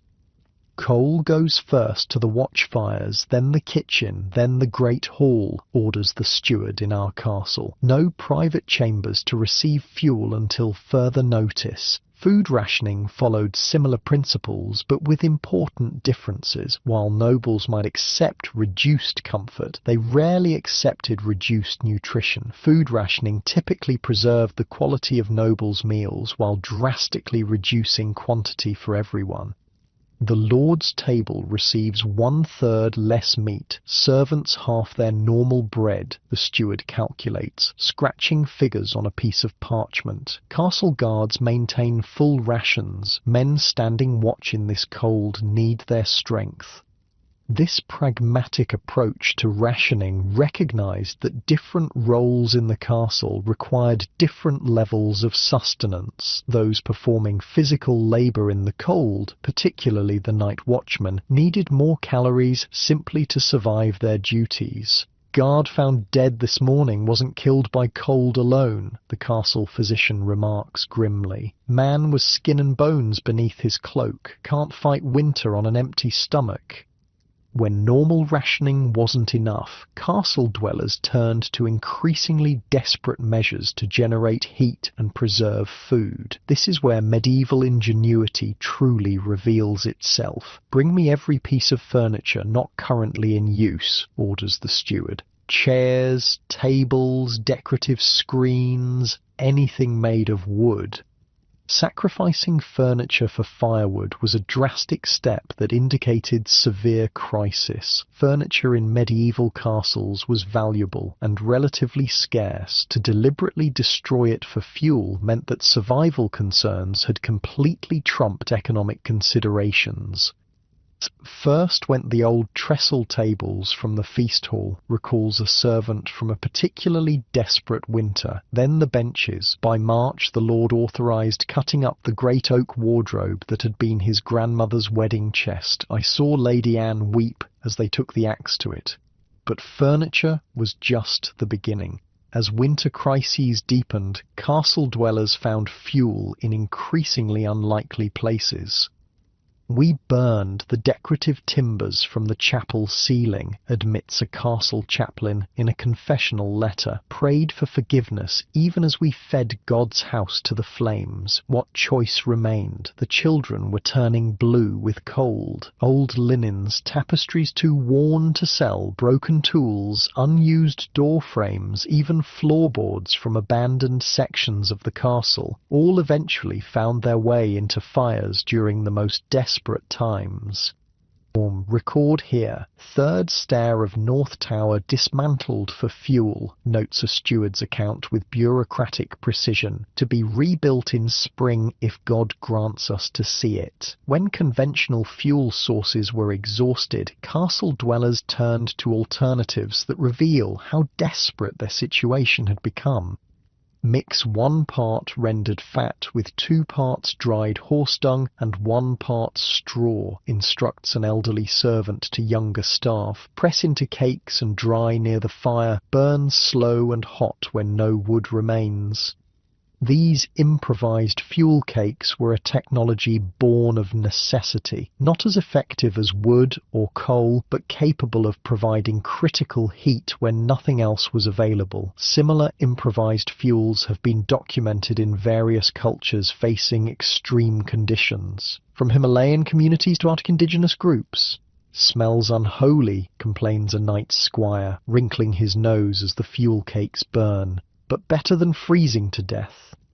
The smell was indeed a downside, one more indignity in a season full of them. But as the old medieval saying went, cold noses smell nothing. When survival was at stake, comfort concerns like pleasant odours became irrelevant. Even more extreme than burning furniture or making dung cakes was the practice of bringing livestock inside the castle walls, and sometimes inside the castle itself.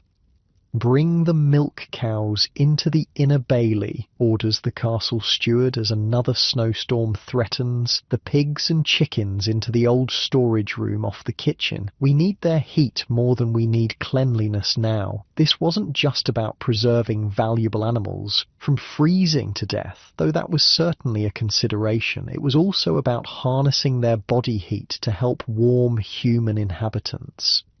"We slept with the chickens," admits a kitchen maid, almost embarrassed at the memory. "A dozen of us servant girls in the hen house, feathers and filth everywhere, but warm enough to live through the night." In the most desperate situations, animals were brought directly into human living spaces. Records from several medieval castles mention cows and horses being stabled in great halls during extreme weather, a practice that would have been unthinkable under normal circumstances.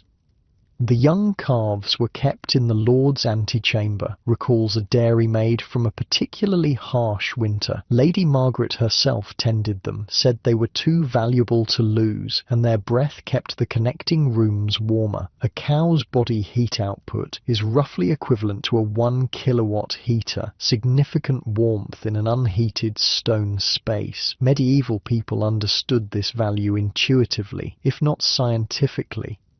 The practice of sharing living space with animals during extreme cold has parallels across many pre-industrial cultures. Mongolian herders traditionally brought baby animals into their yurts during harsh weather. Alpine farmers often built their homes with the stable on the ground floor, allowing the animal heat to rise and warm human quarters above. My grandmother said during the terrible winter of 1407 they kept the bees inside, recounts an elderly beekeeper. Hives in the great hall corners sounds mad, but she swore it, said they were drowsy from the cold and caused no trouble, while the hive warmth helped, if only a little. Whether this particular account is accurate or exaggerated, it speaks to the psychological impact of these winter crises. They remained in cultural memory as times when normal rules were suspended and survival trumped all other concerns. Beyond physical strategies for generating heat, medieval castle dwellers also employed social adaptations during winter emergencies. One of the most significant was the adjustment of daily schedules. "Winter hours now in effect," announces the steward as the crisis deepens. "All rise at first light, all to bed at dusk, no exceptions save the night watch." This compressed schedule maximized daylight hours when temperatures were marginally higher and minimized the need for artificial light and additional heating during the coldest part of the day. It also meant people spent more time in bed, up to 14 or 16 hours during the shortest winter days. "We didn't sleep all those hours," explains an elderly woman who had served as a lady's maid. "Couldn't possibly, but we stayed abed, several to a mattress, sharing warmth, better than sitting up in the cold burning precious fuel." This extended bedtime wasn't just about physical warmth. It also helped conserve calories. People at rest burn fewer calories than people engaged in activity, an important consideration when food stores were dwindling. The psychological toll of these extreme winters can't be overstated. Contemporary accounts describe the mental strain of prolonged cold, darkness, crowding, and hunger. "By the 6th week of snow, melancholy overtook the household," writes a castle chaplain. "Men quarrelled over trifles. Women wept without cause. The children grew listless. I prescribed prayer, but in truth my own faith wavered as the cold persisted." To combat this psychological strain, castle communities developed structured activities specifically for winter crises. These weren't just diversions, they were deliberate strategies to maintain morale and social cohesion under extreme stress. "Story circles by rotation," orders the steward, "each person to speak in turn, sharing tales, memories or songs, none excused, from lord to scullery boy." These structured social activities served multiple purposes. They reinforced community bonds at a time when tensions ran high. They passed knowledge between generations. And perhaps most importantly, they provided psychological escape from the immediate hardships.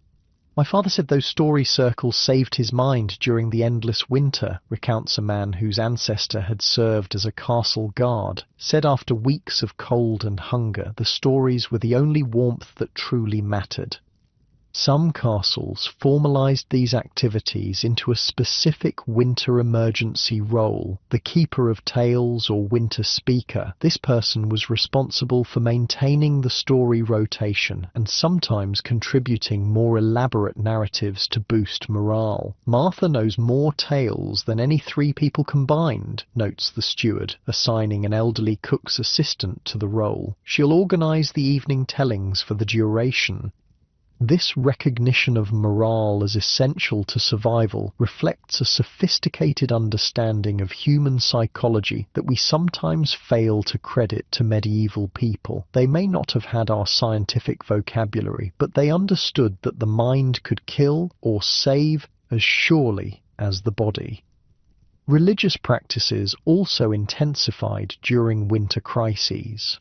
While medieval life was already steeped in religious observance, extreme winters brought special rituals and prayers specific to cold weather survival.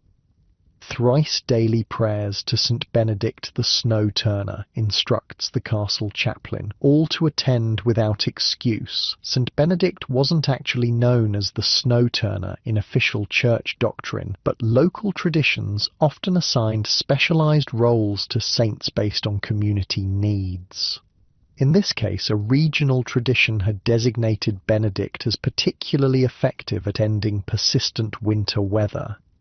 Other winter-specific religious practices included the blessing of fuel stores, special candle lighting rituals on particular feast days, and in some cases processions around the castle walls carrying relics believed to have weather-influencing properties.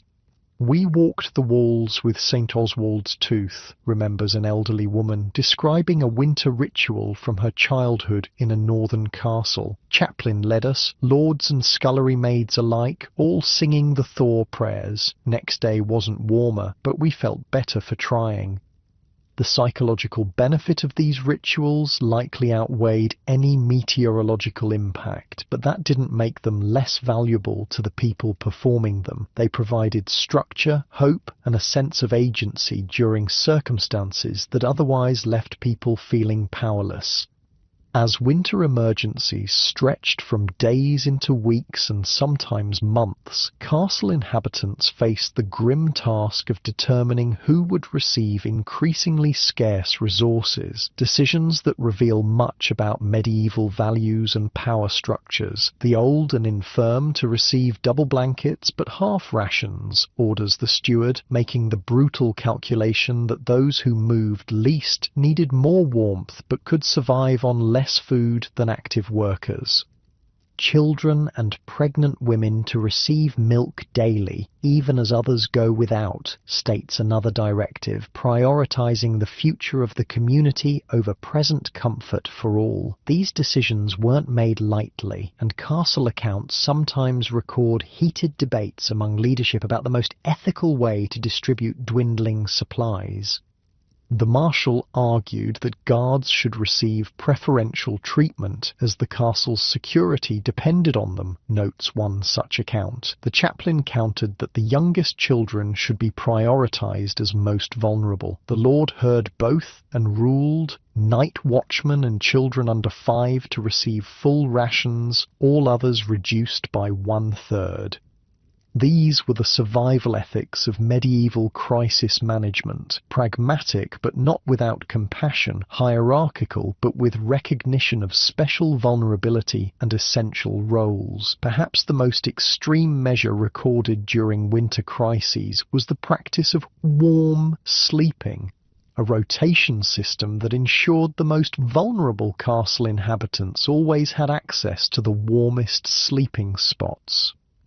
"Implement the 3-shift sleeping arrangement," orders the steward when the cold becomes life-threatening. 8 hours by thirds, beds never empty. This meant that beds, particularly those in relatively warmer locations, were used continuously, with different people sleeping in them in rotation throughout the 24-hour cycle. As one person rose to work, another immediately took their place in the still warm bedding.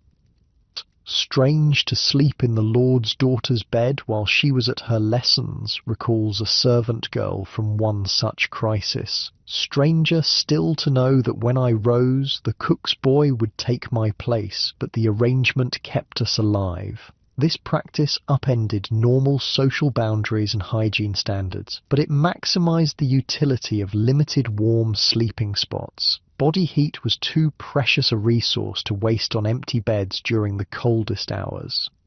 Even more extreme were the designated warm rooms, spaces where temperature was maintained at survivable levels at all costs, even as the rest of the castle was abandoned to the cold. "The south solar is now the warm room," announces the steward, "all fuel to be directed there. Those not on essential duty will shelter there when not working." These warm rooms functioned as community lifeboats, places where the most vulnerable could retreat when conditions elsewhere became life-threatening. Unlike modern warming centres, which typically operate during daylight hours, castle warm rooms often operated continuously during the worst weather. "We kept the solar at living temperature for 11 days without break," records a proud steward after a particularly brutal cold snap burned every spare timber but lost not a single soul to the cold. God be praised. The effort required to maintain these spaces was enormous. Servants worked in shifts to keep fires burning continuously. Precious fuel was diverted from other uses. Tapestries, screens, and makeshift partitions were arranged to prevent heat loss. These rooms represented medieval crisis management at its most resource-intensive. In the most extreme cases, when fuel was critically scarce, castle inhabitants resorted to what records euphemistically call the living circle, a last-ditch survival method based entirely on shared body heat. "When no fuel remained, we sat in the circle day and night," recounts a survivor of one such crisis. "Old and young, noble and common, pressed together back to back, side to side, changing positions hourly so none grew too cold on the outside edge, speaking in turns to stay awake, praying for the thaw." This practice, dozens of people sitting in tight formation conserving collective body heat, was the final defense against lethal cold when all other options had failed. Archaeological evidence suggests it wasn't uncommon. Several medieval sites show unusual wear patterns on floor stones, consistent with large groups sitting in circular formations during specific periods associated with extreme weather events. As our castle endures its winter crisis, we see all these measures implemented in succession, from the initial consolidation and rationing to the increasingly desperate fuel alternatives to the final social adaptations that prioritized collective survival over individual comfort or status.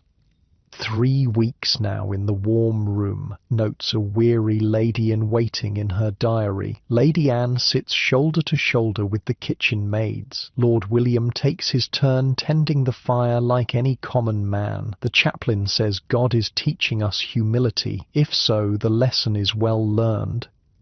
The crisis revealed both the fragility and the resilience of medieval castle life. These stone fortresses, so imposing in their strength against human enemies, proved vulnerable to winter's assault, yet the communities within them developed sophisticated, multi-layered strategies for survival that combined physical, social, and psychological adaptations. As the endless winter of 1395 finally began to loosen its grip, castle inhabitants emerged from their ordeal forever changed by the experience. Social barriers, temporarily lowered by necessity, never quite returned to their former rigidity. Survival knowledge, shared across class lines, became part of the castle's collective wisdom, and the memory of how close they had come to disaster instilled a new respect for winter's power. "Never again shall we enter November with less than full wood stores," vows the steward, making notes for the coming year. "The cold is a more dangerous enemy than any army." This hard-won wisdom would be passed down through generations, becoming part of the castle's institutional memory and preparation protocols. The extreme winter had taught lessons that would influence castle life for decades to come. As the first true spring day finally arrives, with warmth that penetrates even the thick stone walls, the castle community emerges from survival mode. The abandoned sections are reopened, cleaned, and repaired. The animals return to their proper places outside the living quarters. The rationing systems are gradually relaxed.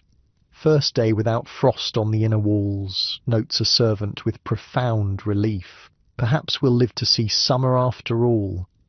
This cautious optimism reflected the medieval relationship with seasonal change, never taking survival for granted, always aware that nature could turn against humanity with deadly force. The lessons learned during these extreme winter crises would evolve over centuries into more sophisticated heating technologies, better insulation methods, and more efficient fuel use. The desperate improvisations of medieval castle dwellers contained the seeds of innovations that would eventually make winter survival less precarious for future generations. But for those who lived through these crises, the knowledge was more immediate and personal. They had faced winter at its most brutal and survived through a combination of preparation, adaptation, and community cohesion. Their experiences reveal a side of medieval castle life rarely depicted in romantic portrayals, one where the greatest enemy wasn't the opposing army or the plotting rival, but the silent, creeping cold that threatened everyone regardless of rank or status. As we leave our castle emerging from its winter ordeal, we can reflect on what these extreme survival measures tell us about medieval priorities, ingenuity, and resilience. The strategies they developed, from four-poster beds to fuel rationing to social reorganization, were sophisticated responses to environmental challenges that tested human endurance to its limits.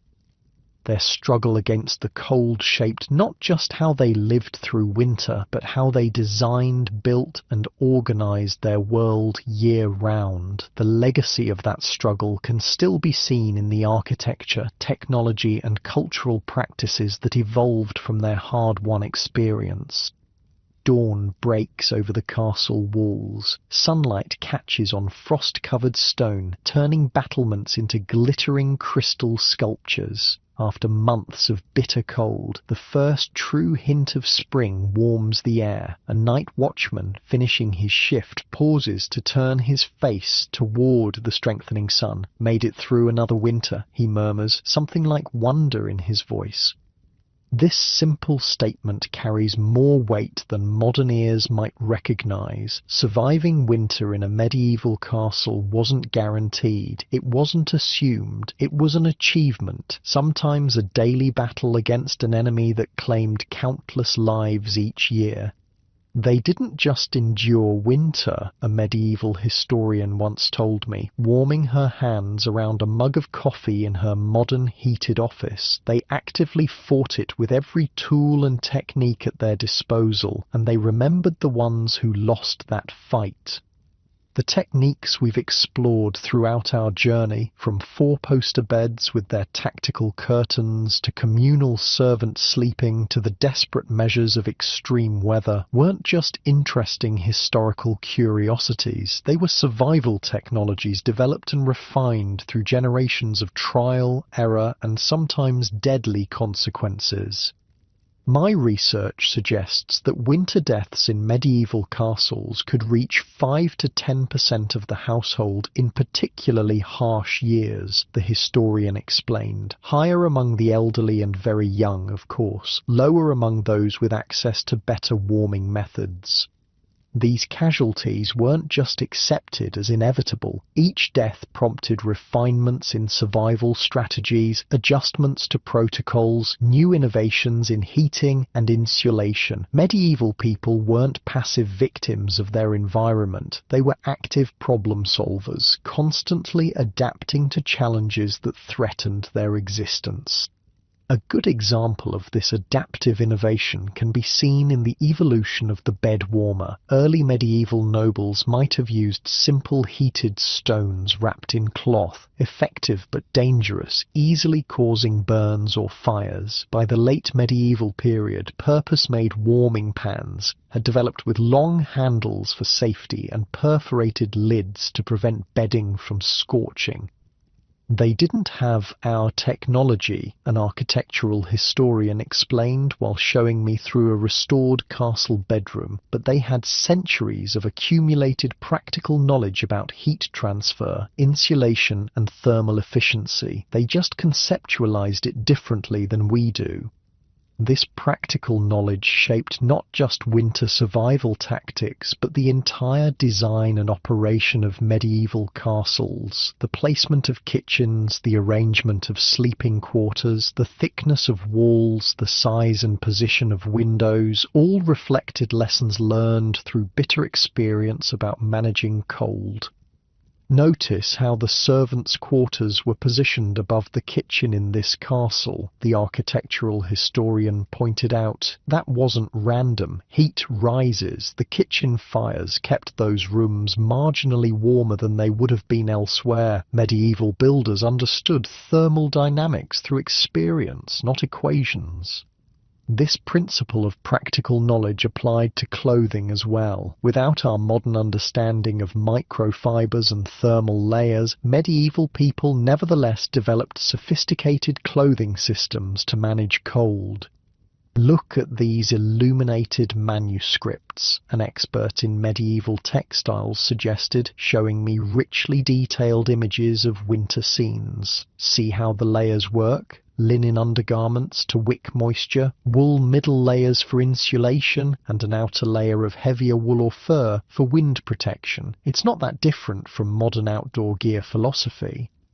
What's particularly fascinating is how differently these survival systems operated depending on social class. The techniques available to nobles, four-poster beds, warming pans, private chambers with dedicated fires, created one experience of winter. The methods used by servants, communal sleeping, strategic positioning near heat sources, shared body warmth, created another entirely. Winter wasn't the same experience for everyone in the castle, a social historian emphasized. It wasn't even the same threat. For a well-fed noble with access to fuel and warm bedding, winter was primarily a discomfort. For an elderly servant with marginal nutrition and no private heat source, it was potentially lethal.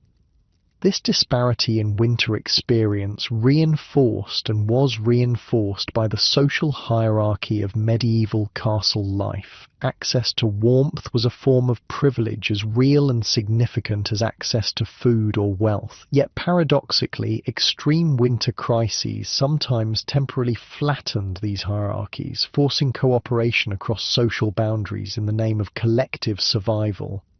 There are fascinating accounts of winter emergencies where normal social rules were suspended, the social historian noted. Lords working alongside servants to gather fuel, nobles and commoners sharing sleeping spaces, food redistributed based on need rather than rank.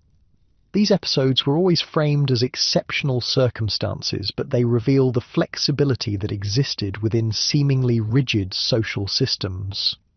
This flexibility, the ability to adapt both physically and socially to extreme conditions, was perhaps the most important survival tool in the medieval arsenal. When standard practices failed, when traditional hierarchies proved inadequate to the challenge, medieval castle communities could restructure themselves temporarily to prioritize collective survival. They were, in many ways, more adaptable than we are, suggested an expert in disaster management who studies historical responses to extreme conditions. Modern comfort has made us less tolerant of discomfort. We expect consistent temperatures, private sleeping spaces, unlimited hot water. Medieval people expected none of these things and could adjust more readily when conditions deteriorated. This adaptability extended to psychological strategies as well. The medieval approach to winter included not just physical preparations, but mental ones, rituals, prayers, and community practices designed to maintain morale through the darkest, coldest months. Winter was as much a psychological challenge as a physical one, a historian of medieval religion explained. The special prayers, the feast days that punctuated the season, the traditions of storytelling by firelight, these weren't just cultural practices. They were psychological survival tools, ways of creating meaning and maintaining hope during the most difficult time of year. Some of these psychological tools have survived into modern times, though often disconnected from their original survival context. Our traditions of gathering for holidays during the winter months, of telling stories around fires, of marking the winter solstice, all have roots in medieval practices developed partly as responses to the challenges of winter survival. Your Christmas tree, your holiday feasts, even traditions like hanging stockings, these all connect back to winter survival rituals, the religion historian noted. They were ways of creating light and warmth and abundance during the season of darkness and scarcity. The legacy of medieval winter survival extends far beyond these cultural practices, however. Many of our modern comforts and technologies have their roots in those early struggles against the cold. Take home heating. The evolution from open hearths to more efficient fireplaces with chimneys, then to stoves, furnaces, and eventually central heating began with medieval innovations designed to maximize warmth while minimizing fuel consumption. The transition from central hearths to wall fireplaces was revolutionary, an architectural historian explained. It allowed heat to be directed into the room rather than simply rising up and out. That basic principle that heat should be controlled and directed underpins all modern heating systems. Similarly, our modern beds, with their emphasis on insulation and heat retention, evolved from those medieval designs we've explored: the curtained four-posters, the raised platforms, the layered bedding systems. Memory foam and electric blankets might seem far removed from heated stones and bed curtains, a historian of domestic life pointed out, but they're addressing exactly the same needs, creating a microclimate for sleeping that's warmer than the ambient room temperature. Even our modern buildings, with their emphasis on insulation and energy efficiency, owe something to medieval lessons about heat management. The thick stone walls that made castles so cold also taught valuable lessons about thermal mass and heat retention that influence architectural design to this day. Medieval builders knew that thick walls cooled slowly and heated slowly, the architectural historian explained. That's why castle walls were often covered with tapestries, not just for decoration, but for insulation. The principle that you want to trap heat with layers of material is fundamental to modern building insulation. What's most remarkable about these medieval survival technologies is how they evolved without our modern scientific framework. Medieval castle dwellers didn't understand the physics of heat transfer or the biology of hypothermia in scientific terms. They developed their survival strategies through observation, experience, and the hard-won wisdom of generations who had faced the same challenges.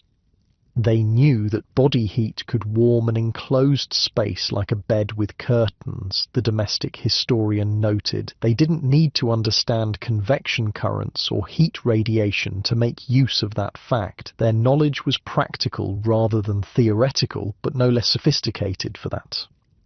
This practical knowledge was passed down through generations, refined and adapted as needed. It formed a kind of folk science of winter survival that was no less valuable for lacking formal scientific terminology. Medieval people weren't ignorant, the historian emphasized. They were incredibly knowledgeable about their environment and how to survive in it. They just organized and transmitted that knowledge differently than we do today. As we reflect on the winter survival techniques of medieval castle dwellers, it's worth considering what we might learn from their experience, not because we need to sleep in four-poster beds or huddle together for warmth, but because their approach to environmental challenges offers insights still relevant today. They understood resource constraints in ways we're only beginning to relearn, suggested an environmental historian. They knew fuel was precious, that heat shouldn't be wasted, that body heat was a resource to be shared rather than isolated. These aren't just historical curiosities, they're principles we might need to rediscover as we face our own environmental challenges. Indeed, some contemporary environmental designers are drawing inspiration from medieval heating and cooling strategies. The principles of passive solar heating, thermal mass, and natural ventilation that inform sustainable architecture today have parallels in medieval design approaches. The greenest building practices today often look surprisingly medieval, the environmental historian noted, not because they're primitive, but because they're working with natural processes rather than overwhelming them with technology. Similarly, the social adaptations medieval communities made during winter emergencies, prioritizing collective welfare, sharing resources based on need, temporarily flattening hierarchies, offer models for crisis response that remain relevant. There's something to be learned from how these communities reorganized themselves during extreme conditions, the disaster management experts suggested. Not to romanticize the past, medieval crisis management was often harsh and inequitable by modern standards, but to recognize that social flexibility is as important as technical solutions when facing environmental challenges. As our journey through medieval winter nights comes to a close, we can appreciate these castle dwellers not just as historical figures, but as fellow humans who faced challenges we rarely encounter in our climate-controlled world. Their ingenuity, adaptability, and resilience in the face of conditions that would overwhelm most modern people deserve our respect and attention. The night watchman on the castle wall, turning his face to the spring sun after months of bitter cold, isn't just a figure from the past. He represents the human capacity to endure, to adapt, to survive conditions that seem insurmountable. His quiet statement, "Made it through another winter," carries the weight of that achievement, the recognition that survival wasn't guaranteed but earned through preparation, knowledge, and community effort. As you lie in your bed tonight, warm and comfortable in ways medieval castle dwellers could hardly imagine, consider the contrast between your sleep environment and theirs. Your temperature-controlled room, your engineered mattress, your precisely designed bedding with its optimized insulation. These comforts that we take for granted would have seemed miraculous to the people whose stories we've explored. The lord in his curtained bed, the servants huddled near the kitchen fire, the night watchman stamping his feet on the frozen ramparts. The distance between their experience and ours is measured not just in years, but in revolutions of comfort, in transformations of what humans expect from their environment. We no longer see warmth as something to be fought for, earned through effort and ingenuity. It's simply the baseline, the default state of our indoor environments. Yet something connects us to those medieval sleepers across the centuries, the relief of warmth after cold, the comfort of a safe sleeping place, the quiet gratitude for having survived another day. These experiences transcend time, linking us to our ancestors who slept in stone chambers with frost on the inner walls. Perhaps that connection is worth remembering as you drift towards sleep. The medieval castle dwellers who developed four-poster beds and warming pans, who huddled together for shared warmth, who endured conditions most of us will never face. They weren't just historical curiosities. They were people like us, seeking comfort and safety in a challenging world. Their struggles against the cold helped create the comfortable world we inhabit. Their innovations, refined over centuries, evolved into our modern comforts. Their practical knowledge, gained through bitter experience, laid foundations for scientific understandings we now take for granted. In a very real sense, we sleep warm tonight because they fought to sleep warm in their stone chambers. We benefit from the accumulated wisdom of countless winters, countless adaptations, countless small innovations that together transformed human sleep from a nightly battle with the cold into the comfortable experience most of us enjoy.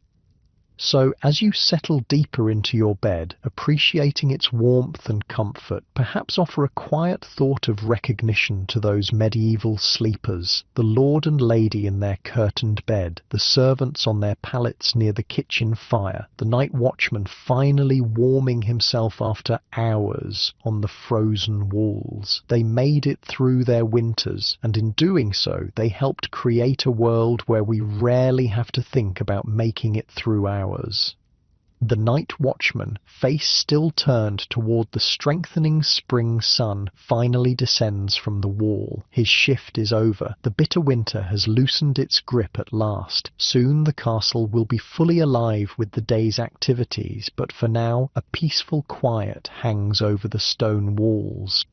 He makes his way to the kitchen, where the first fires are already being lit. The warmth embraces him as he enters, a simple pleasure made profound by months of bitter cold. Other servants nod in greeting, their faces showing the same quiet relief he feels. They've survived another winter.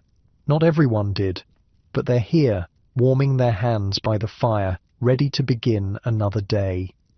Their medieval world, with its hardships and hierarchies, its cold stone and precarious survival, seems distant from our comfortable modern existence. Yet across the centuries, something connects us to these people who fought the cold with every tool and technique they could devise.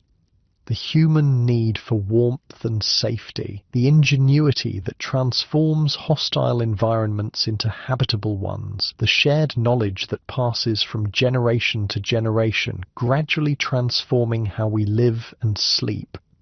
As you drift towards sleep in your warm, comfortable bed, that connection offers a final thought to carry into your dreams. The long human journey from those cold castle chambers to your bedroom tonight is a testament to our collective resilience, our capacity to transform our environment, our determination to create warmth even in the coldest circumstances.